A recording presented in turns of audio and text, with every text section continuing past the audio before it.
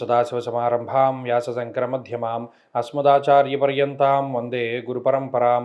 జ్యోతిషశాస్త్రాన్ని భావితరాల వారికి ప్రసాదించిన ఋషుల యొక్క పాదపద్మాలకి నమస్కారం చేసుకుంటూ, అలాగే నాకు ఈ జ్యోతిష విద్యను నేర్పిన గురువర్యులు జ్యోతిష బ్రహ్మ కీర్తిశేషులు శ్రీ ఈరంకి సూర్యనారాయణమూర్తి గారు, సూర్యశ్రీ దైవజ్ఞ గారి యొక్క పాదపద్మాలకి నమస్కారం చేసుకుంటూ, ఓం శ్రీ మహాగణాధిపతి నమః, శ్రీ గురుభ్యో నమః, హరి ఓం.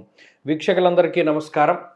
కుంభరాశి వారికి ఈ వారం మిశ్రమమైనటువంటి వారంగా చెప్పవచ్చును. కేవలం ఒకే ఒక గ్రహం గురుని యొక్క బలం మీద ఆధారపడి ఉన్నటువంటి రాశి కుంభరాశి. ఈ గురువు గారు తప్పుకుంటే, గురువు అనుకూలత లేకపోతే 9 గ్రహాలు కూడా ప్రతికూలంగా ఉండడానికి ఎక్కువ అవకాశం ఉంటుంది.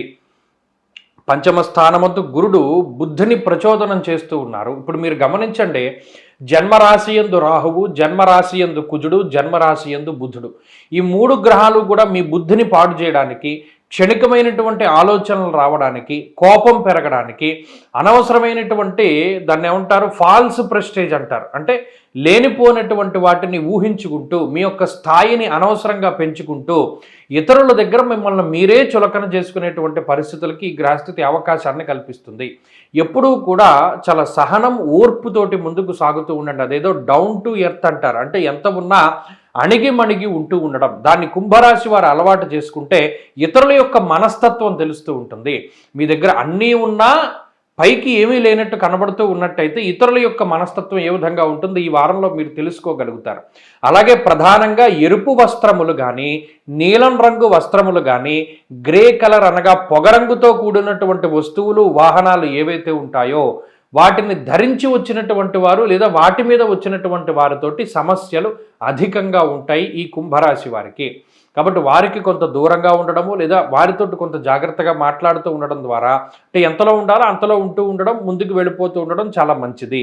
2వ స్థానమందు శని రవుల యొక్క స్థితి, చెప్పకూడనటువంటి విషయాలు, చెప్పకూడనటువంటి వ్యక్తులతోటి మాట్లాడేటువంటి పరిస్థితులు ఏర్పడతాయి. ఎంత నోట్లో దాచుకుందా ఉన్నా అబ్బాయి ఈ విషయం నేను దాచలేకపోయాను బాబు, చెప్పేశాను అనేటువంటి ధోరణిలో ఇతరులకి సంబంధించినటువంటి మాటలను మీరు జారడము, తద్వారా మీకుండేటువంటి విలువను కోల్పోయేటువంటి పరిస్థితులు చాలా ఎక్కువగా ఉంటాయి. అందుకనే మాట్లాడకుండా ఉండడం అనేటువంటిది ఉత్తమము.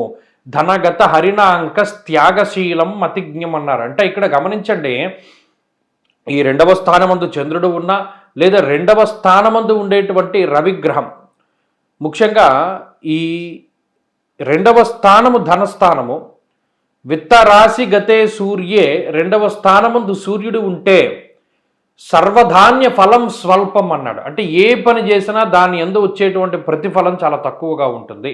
లేదా కృష్యాది సర్వ విఘ్నంచ, ఏ పని చేసినా నాశనం అయిపోతూ ఉంటుంది అన్నాడు. అందుకని ఏది చేసినా వర్కౌట్ అవ్వట్లేదు, ఏది చేసినా సక్సెస్ అవ్వట్లేదు అనేటువంటి ధోరణిలోకి వెళ్ళకండి. కొంతకాలం సమయం పడుతుంది, కొంతకాలం వేచి చూడవాలి. అలాగే మీకుండేటువంటి విధానాల్ని మార్చుకుంటూ వెళుతూ ఉండాలి కుంభరాశి వారు. ఈ వారంలో మరింత అనుకూలమైనటువంటి ఫలితాలను సాధించడానికే ఎక్కువగా అమ్మవారి యొక్క ఆరాధన, శ్యామల అమ్మవారి యొక్క ఆరాధన చేస్తూ ఉండడం చెప్పదగినటువంటి సూచన.